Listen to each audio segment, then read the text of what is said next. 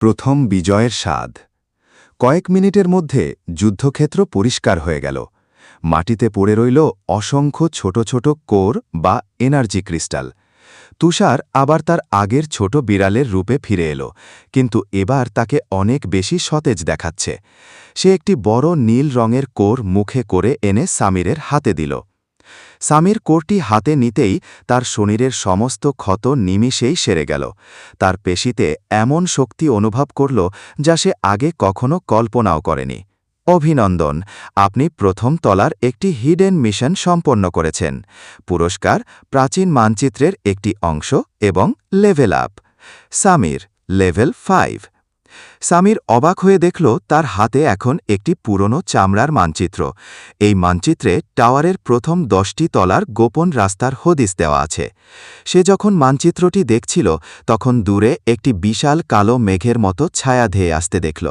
সেটি কোনো মেঘ নয়, বরং টাওয়ারের প্রথম তলার প্রকৃত অধিপতি, দ্য বোন ড্রাগন, যার অস্তিত্বের কথা সাধারণ মানুষ কেবল রূপকথায় শুনেছে। সামির তুষারের দিকে তাকাল। তুষারও সেই ছায়ার দিকে তাকিয়ে মৃদু গর্জন করল। সামির বুঝল, মাত্রই তো শুরু। প্রথম তলা পার হতে হলে তাকে এমন কিছুর মুখোমুখি হতে হবে যা কোনো মানুষ আজও করতে পারেনি।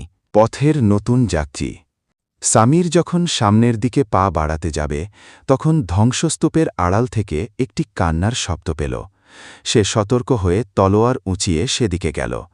দেখল একটি ছোট মেয়ে, তার বয়স বড়জোর 10 হবে, একটি ভাঙা পাথরের নিচে আটকা পড়ে আছে। তার পাশে একটি মৃত বিস্ট পড়ে আছে, একটি ছোট ঈগল।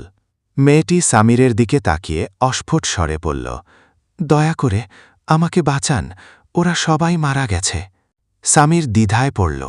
টাওয়ারের নিয়ম হল এখানে কেউ কারোর বন্ধু নয়। অন্যকে সাহায্য করা মানে নিজের মৃত্যুকে ডেকে আনা।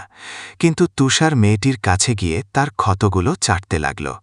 সামির দীর্ঘশ্বাস ফেলে পাথরের ওপর হাত রাখল। তোমার নাম কি? সামির জিজ্ঞেস করল। মায়া, মেয়েটি ফিসফিস করে বলল। সামির পাথরটি সরিয়ে তাকে তুলে নিল।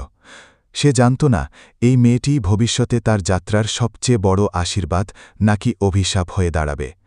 কিন্তু এই মুহূর্তে টাওয়ারের এই নির্দয় জগতে সামির আর একা নয়।